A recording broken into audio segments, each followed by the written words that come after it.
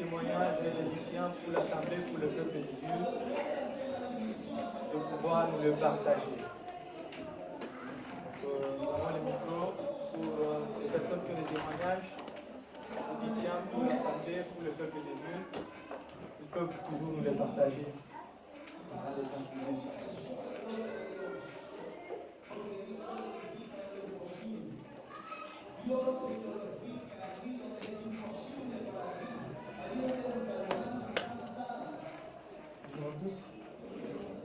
Je suis vraiment dans la joie de pouvoir parler au peuple de Dieu, aux enfants du Seigneur, à ceux qui aiment le Seigneur aussi. Je réalise beaucoup de choses en fait. Je réalise dans quel temps nous vivons, ce qui se passe et à quelle chose nous sommes exposés par rapport à la parole et dans quel monde nous vivons réellement en fait. Effectivement, la séduction est forte. Nous voyons que l'Église en vérité n'est pas réellement bâtie. L'Église a perdu la vision du Seigneur. L'Église a oublié qu'elle a un maître. Et l'Église n'est pas le bâtiment ou l'Église n'est pas ce qui nous est présenté aujourd'hui. Parce que nous vivons dans un monde où tout le monde se cherche. On se cherche dans la vie de tous les jours. On se cherche dans un niveau social. On se cherche dans les études. On se cherche dans la famille. On se cherche dans notre entourage. Nous voulons être quelqu'un aux yeux des hommes, alors que nous sommes zéro. Sans le Seigneur, sans cette parole qui nous bâtit réellement, nous ne sommes rien du tout. Et aujourd'hui, nous voyons qu'il y a une réelle confusion. Et j'aurais juste voulu partager quelque chose qui m'a fortement touché depuis un bon bout de temps, qui me travaille davantage et je réalise la parole. La parole est négligée. On a oublié d'aimer Jésus. On a oublié qui il est dans notre vie. On a oublié quel est le sens du salut. On a oublié quelle est la vision de l'Église. Quelqu'un comme Pierre, comme Paul, étaient réellement des gens qui étaient bâtis par le maître. Nous avons des maîtres. Nous avons des patrons. Tout le monde travaille ici, la majorité. Nous avons des professeurs à qui on écoute. Nous avons des responsables qui nous encouragent, à qui nous devons donner des comptes rendus. Mais aujourd'hui, l'Église, comme il est dit dans Matthieu 16, que c'est Christ qui bâtit l'Église. Où est passée cette Église? J'aurais juste voulu partager un passage avec vous. C'est dans Psaume. Si vous pouvez ouvrir vos livres, dans le livre de Psaume, au chapitre 127, s'il vous plaît.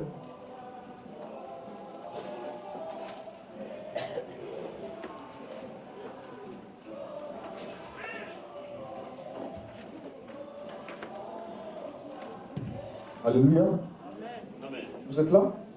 Moi, je suis là. Je demande, Seigneur, si l'Éternel ne bâtit la maison, ceux qui la bâtissent travaillent en vain. Si l'Éternel ne garde la ville, celui qui la garde veille en vain. En vain, vous vous levez de bon matin, vous vous couchez tard, verset 2, et vous mangez le pain de douleur. Il en donne autant à ses bien-aimés pendant leur sommeil.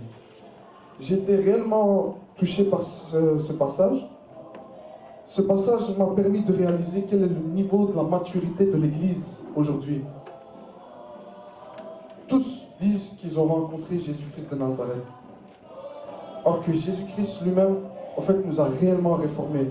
Ce n'est pas un homme ou ce n'est pas un ministère quelconque qui nous a réformés, c'est cette parole de vérité qui nous a touchés et qui a fait qu'aujourd'hui nous sommes ce que nous sommes devenus.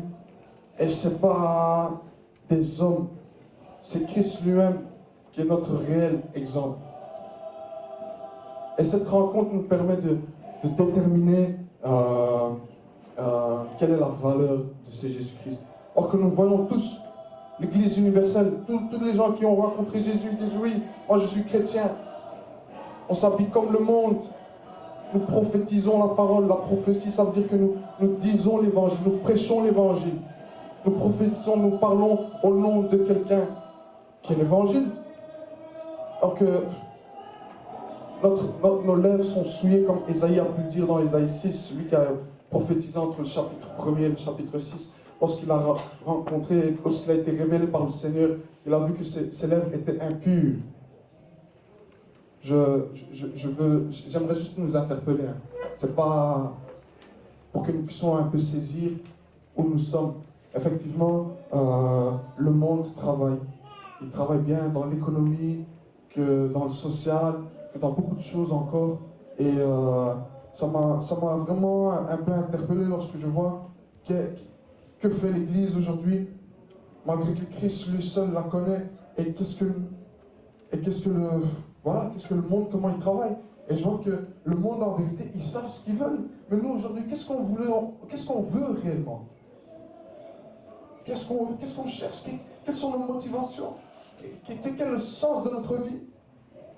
Aujourd'hui, nous sommes à l'église. Tout le monde est saint, parfait, heureux. Mais dans nos familles, nous oublions de nous aimer les uns les autres. Nous oublions de nous tenir la main. Nous sommes une pierre d'achoppement pour ceux et celles qui sont autour de nous. Et nous disons que nous témoignons Jésus, que c'est faux. C'est faux. Premièrement chez moi, pas chez les autres, d'abord chez moi. Je ne vous regarde même pas, d'abord chez moi. On dit qu'on a accepté Jésus. Nos parents ne voient rien de cette transformation. Les enfants ne voient rien, au contraire. Ils nous dénoncent. Alléluia. C'est vraiment interpellant. Pourquoi? Parce que l'église du temps de la fin, c'est une église qui est tout le temps en mission, qui est tout le temps prêt à pouvoir bâtir aux yeux des hommes. Et il y a un ministère par excellence, le ministère de la réconciliation, comme il a été dit dans 2 Corinthiens chapitre 5, qui réconcilie toute personne, toute argile. Je veux dire argile. Arabes, Chinois, Thaïlandais, Australiens, Argentins, Brésiliens, les Incas, et encore et encore. C'est ça notre vision, de pouvoir réconcilier. Regardez ici. J'ai rien contre toi, mon frère, excuse-moi. Amen. Regardez ici, nous sommes entre nous, c'est pas normal. Dans Acte 2, nous voyons réellement nous voyons le ciel. Le ciel qui est descendu, et on voit réellement les promesses. Mais qu'est-ce qui se passe? Ça veut dire qu'il y a la familiarité. On vient à l'église, les jeunes, depuis qu'ils ont un peu compris la Bible, on ne peut plus rien leur dire. Nous sommes spirituels, alors que c'est faux. Quelqu'un de spirituel. Spirituel. Jésus-Christ de Nazareth est quelqu'un de spirituel. Quelqu'un de consacré. On dit voilà, c'était l'obéissance. Réellement l'obéissance. Nous sommes spirituels, c'est faux. On va nous mettre sur un chantier, on va nous dire, écoute, aujourd'hui on va couler un béton de 5 mètres carrés. Il n'y a pas 5 mètres carrés, il n'y a pas, tu ne connais pas. Nous ne sommes pas spirituels. Il nous manque la spiritualité. C'est un monde spirituel. Depuis que nous sommes réellement nés de nouveau, nous adhérons à un monde spirituel. L'évangile nous est pas, ça ne m'appartient pas. Le salut ne m'appartient pas. Le micro, il ne m'appartient pas. Ma vie m'appartient. Ma volonté m'appartient. Parce que je fais ce que je veux. Et ce sont ce ce que je veux faire. Et c'est ça qui va déterminer la vision, mes motivations et ce que le Seigneur attend de moi aussi. Mais nous, aujourd'hui, nous tous qui nous tenons la main aujourd'hui, est-ce que réellement nous avons compris le message de Église où es-tu, le message du temps de la fin?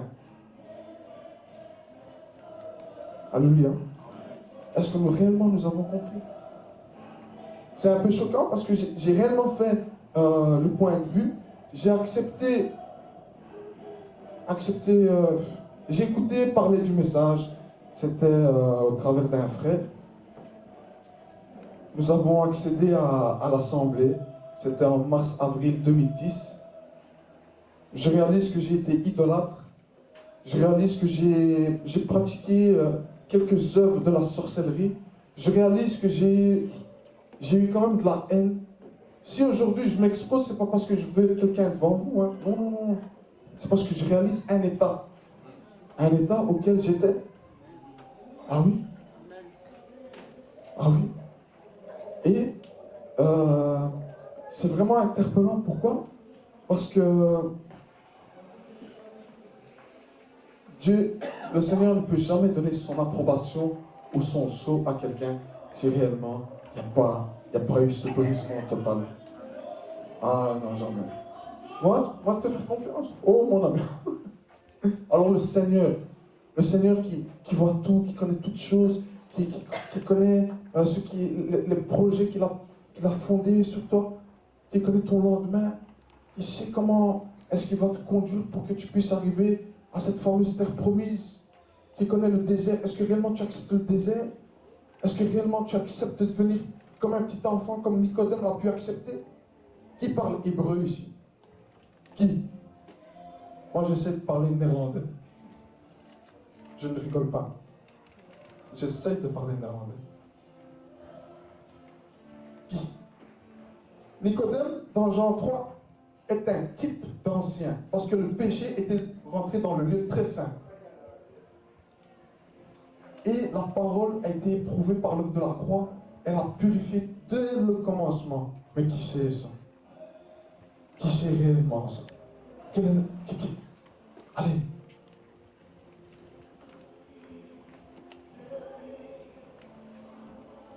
Le Seigneur est omniscient, omnipotent, il est grand en vérité.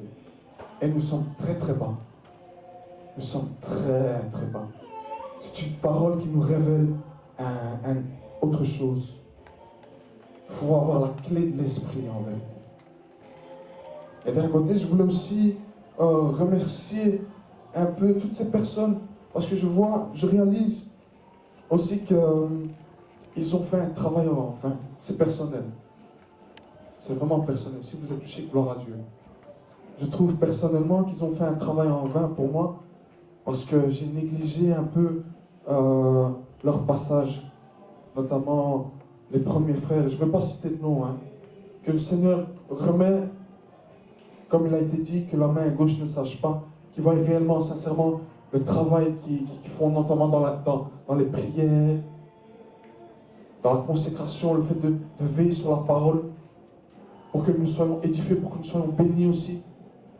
Moi, j'ai pris une décision, c'est que, non, même s'il y en a 2 ou 3, mais je sais que l'œuvre de Bruxelles va percer en vérité. Ah oui, elle va percer comme il faut. Hein.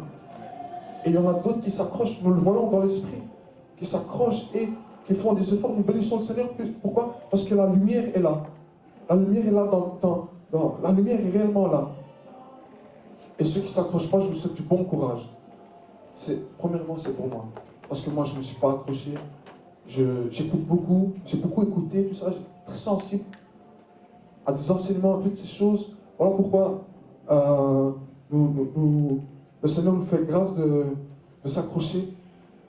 Mais l'œuvre, elle va réellement percer. Au nom de Jésus. Ah oui. C'est une œuvre qui est faite pour les amoureux du Seigneur. Ah oui. C'est pour l'Église. L'Église, c'est l'épouse. Ah oui. Sur l'œuvre de la croix, nous sommes sortis d'une côte. Hein. Comme demain, peut-être, qui sait, tu te marieras. Et tu auras quelqu'un qui sera réellement semblable à toi. Amen. Et effectivement aussi, que le Seigneur soit béni. Je voulais juste terminer par un passage. C'est dans le livre de Proverbes. Je pense que c'est le verset 1er.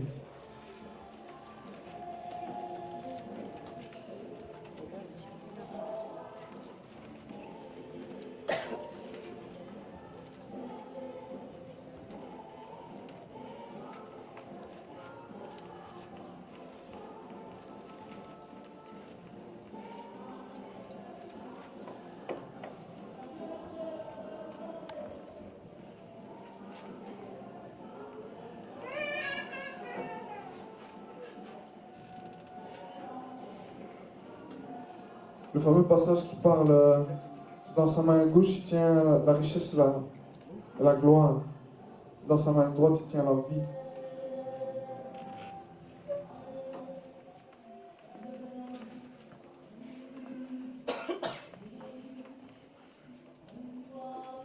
Proverbe 3,16. Pardon? 3,16. 3,16. Amen. C'est ça l'église. Amen. Je loue le Seigneur. Dans sa droite est une longue vie. Dans sa gauche, la richesse et la gloire. Or que Christ est assis à la droite du Père. Et il a dit dans Jean 14 qu'il est le chemin, la vie et la vérité. Nous voulons réellement être vivants, nous devons rechercher la droite du Père. Or que nous avons oublié l'essentiel. Nous voulons cette richesse, la connaissance, les biens de ce monde qui n'ont aucune valeur devant le Seigneur. Nous voulons la gloire, une certaine reconnaissance, un certain mérite aux yeux des hommes. Or que l'homme est réellement un tombeau blanchi. L'homme d'aujourd'hui est dépourvu de sens. Manque de réflexion, est conduit selon la pensée du monde. Or que nous sommes plus du monde. Nous sommes ni Congolais, Italiens, Chinois, Belges. Non. Nous sommes l'Église. La marque et l'empreinte de sa personne. Il dit dans Timothée que l'Église est l'appui et la colonne de la vérité. Mais alléluia. C'est une expression qui parle du fondement de Jésus-Christ de Nazareth. Qui parle de ceux et celles qui ont réellement été établis par cette parole. Et qui ont reçu un enseignement que nul homme, ce vin nouveau dont Christ a pu changer dans Jean 2, lorsqu'il était dans cette fête où les pharisiens ils étaient là, des personnes renommées, des personnes qui avaient de la richesse, qui avaient des terres, qui avaient des propriétés, s'il vous plaît. Je suis locataire, hier j'étais propriétaire, aucun sens, c'est nul. Par la parole que nous avons reçue des systèmes, ou je ne sais même pas comment déterminer ça. Par la parole, parce qu'avec l'esprit, c'est une liqueur, c'est une autre saveur.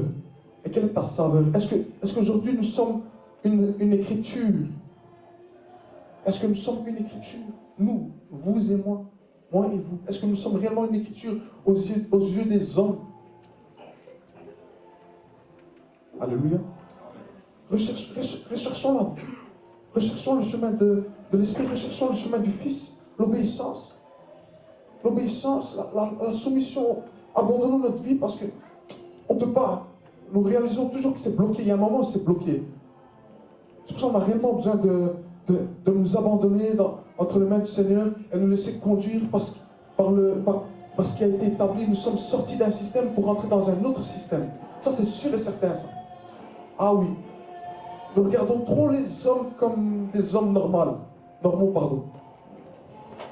Nous venons avec notre intellect, avec notre savoir, or s'il n'est pas passé par l'œuvre de la croix, mes frères et sœurs, mon ami, ça n'a aucun sens, aucune valeur. Si tu n'as pas été éprouvé par le Seigneur, aucune valeur, aucun sens. Le don ministériel, le don de l'esprit, toutes les grâces que nous pouvons avoir, or que nous sommes toujours attirés par ce qui marque, ce qui tape à l'œil, et nous disons c'est là, or que Christ dit non, c'est pas là.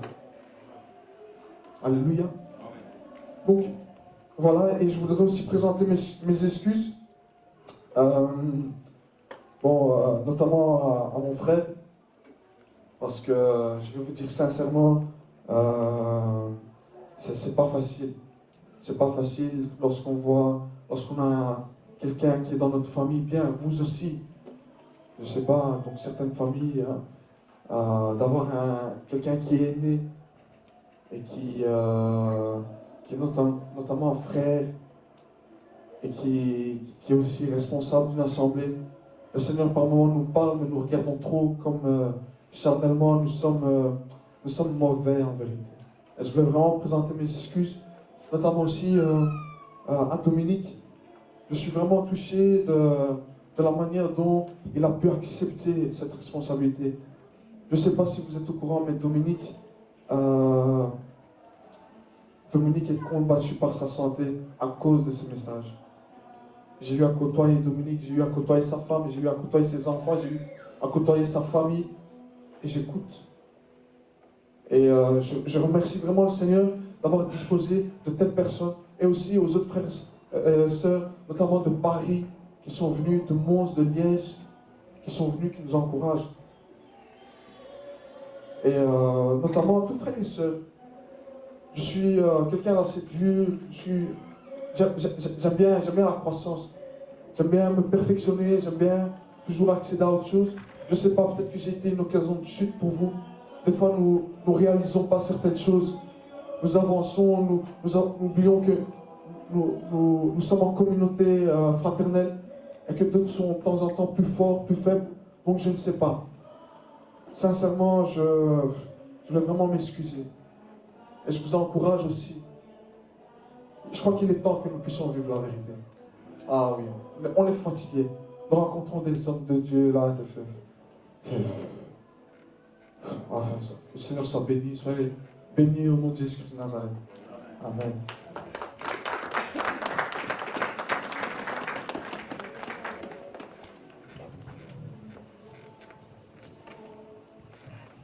Le témoignage. Je ne sais pas s'il y a quelqu'un d'autre qui a un témoignage à ajouter.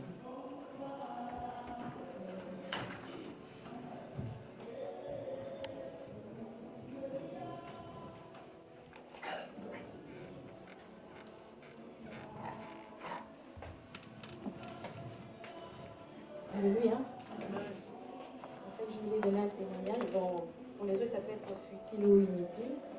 Mais moi, je comptais vraiment à rendre gloire au Seigneur. Bon, comme je dis, ça n'a peut-être pas de sens par rapport aux autres. En fait, mon témoignage, c'est quoi? C'était un vendredi. On a fait une sortie en famille. On allait au Cora faire des courses.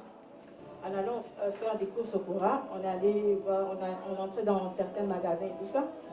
Et en rentrant à la maison, j'ai voulu effectuer encore d'autres factures. J'ai cherché mon portefeuille, je ne la retrouvais plus. Donc mon mari a dit, peut-être va chercher dans la voiture, peut-être que tu vas trouver. J'ai cherché partout, j'ai fouillé par-ci, par-là. J'ai rien trouvé. J'ai dit, peut-être Francesca, peut-être qu'elle aurait vu un truc comme ça. J'ai attendu Francesca le matin. Elle m'a dit qu'elle n'a pas vu. On a cherché partout. Finalement, je me suis rendu compte que je l'ai perdu. Alors, je me suis dit, je commençais vraiment, je me disais, c'est quand tu perds quelque chose que tu réalises, c'est qu'il y a à l'intérieur. Donc, je commençais à me dire tous les papiers qui étaient dedans, et je me disais, en fait, je pensais à tout, en fait. Je pensais à tout, je me disais peut-être les gens comme des gens qui font des marcouilles, ils vont aller ouvrir des comptes, ou bien on en en Afrique, et tout, ou bien ouvrir. Donc, j'imaginais le pire.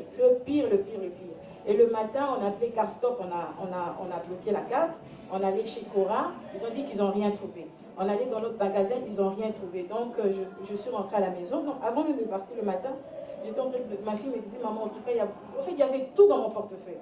Ma fille commençait à me dire, ah maman, vraiment, dans le portefeuille, il y avait tout. Et tellement j'étais en colère, je voulais rejeter la faute sur tout le monde. Et là, je pars chez mon mari, c'était ta faute.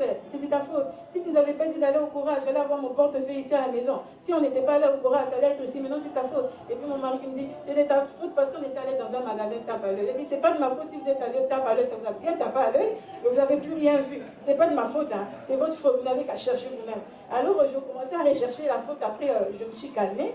J'ai commencé à prier le Seigneur. Je me suis dit, en fait, j'étais un peu confuse. Je me disais, on dit, rendre la gloire au Seigneur en tout moment. Que je le rende gloire, que je le remercie ou je demande. J'étais un peu confuse. Je me disais, qu'est-ce que je vais faire? Et puis je me disais, si je demande, c'est pas un peu bête de demander juste un porte-monnaie. En fait, j'étais confuse, j'avais tout plein de questions dans ma tête. Mais après, je me dis, en fait, je vais quand même demander. Je dis, Seigneur, j'étais avec ma fille. Je dis, Seigneur, fais-moi un miracle. S'il te plaît, fais-moi un miracle. Que la personne qui a mon portefeuille, qui se met, brûle, et qui laisse mon portefeuille tomber, je ne sais pas où, qu'il laisse ça. Surtout s'il a une mauvaise pensée, qu'il laisse ça.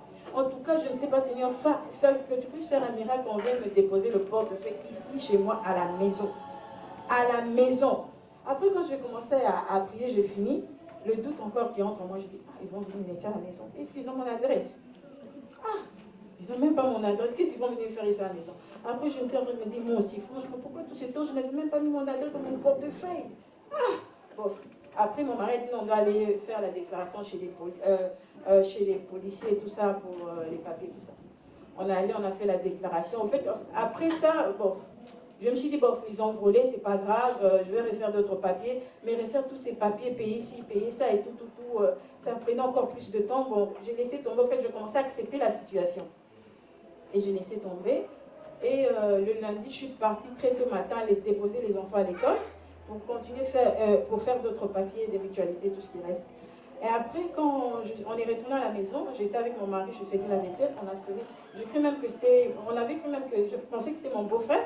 J'ai dit, ah, peut-être c'est Aldo. Et quand mon mari, il est descendu en bas, et puis il m'a appelé, Fanny, Fanny, Fanny, viens. Et je pensais que c'était les policiers, parce que j'entendais les portefeuilles et tout. Je descends en bas et tout ça, je vois un monsieur qui vient, il m'a ramené mon portefeuille à la maison.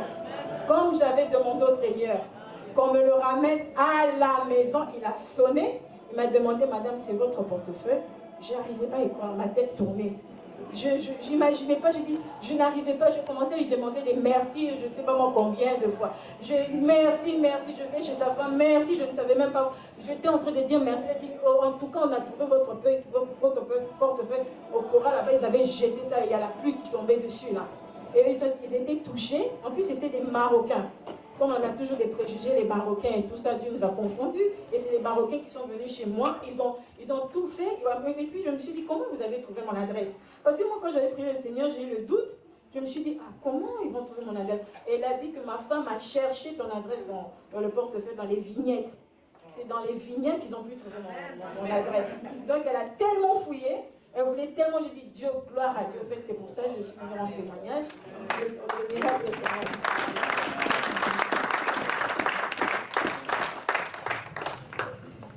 Le Seigneur est merveilleux, n'est-ce pas?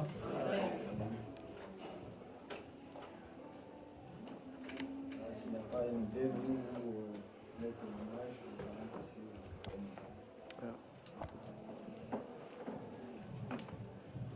Alléluia. Je ne vais pas intervenir, mais ayant été acteur de cette circonstance, j'aimerais juste dire que la Bible dit que tout concourt au bien de ceux qui aiment le Seigneur. En toute chose, Dieu crée parfois des circonstances pour nous enseigner quelque chose de sa part. Et c'était vraiment un bel enseignement que Dieu nous a donné, afin qu'on voit que vraiment il faut lui faire confiance. Alléluia.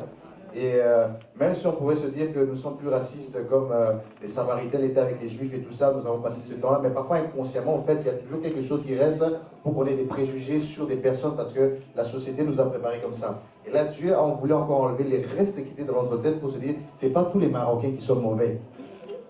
Parce que c'est un Marocain qui est vraiment venu avec sa femme, qu'ils ont sonné, on a vu que vraiment, c'était très différent. Alléluia.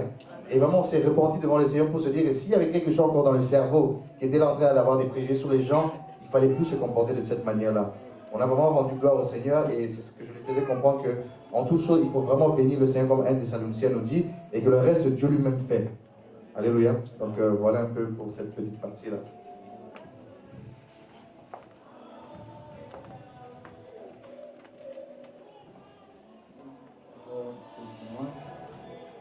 Que ce soit toi qui puisses nous inspirer, Seigneur, que nous soyons des vils instruments à ton service.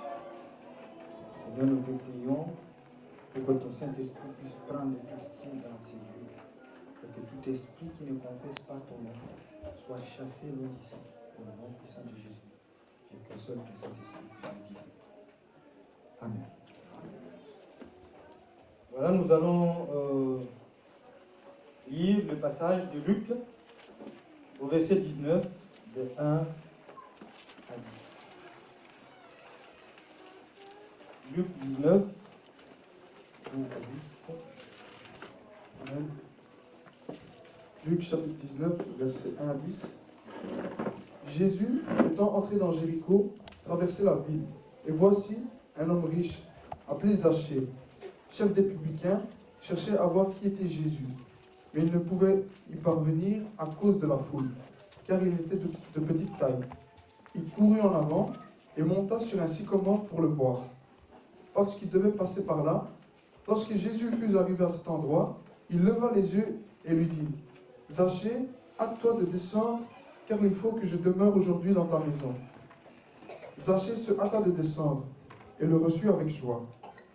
Voyant cela, tous murmuraient et disaient, il est allé loger chez un homme pécheur.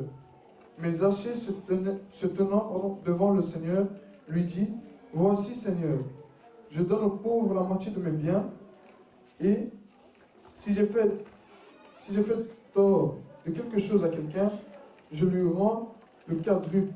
Jésus lui dit, le salut est entré aujourd'hui dans cette maison, parce que celui-ci est aussi un fils d'Abraham. Car le Fils de l'homme est venu chercher et sauver ceux qui étaient perdus.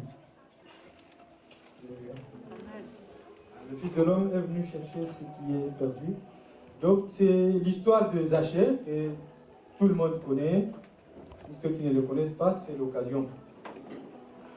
Voilà, donc ce passage nous a été inspiré pour tout simplement que nous puissions examiner ce qui s'est passé dans sa vie et surtout le refléter dans notre vie quotidienne. Parce que ça ne sert à rien de lire la Bible comme un roman, mais il faut savoir que ce sont des paroles vivantes. Ce sont des choses que nous devons pratiquer dans notre vie et qui ne doivent pas rester seulement sur le plan historique. C'est pourquoi c'est un livre pas comme les autres, parce que c'est un livre qui doit nous être inspiré par la révélation aussi et par notre mode de vie. C'est notre constitution. Alors par rapport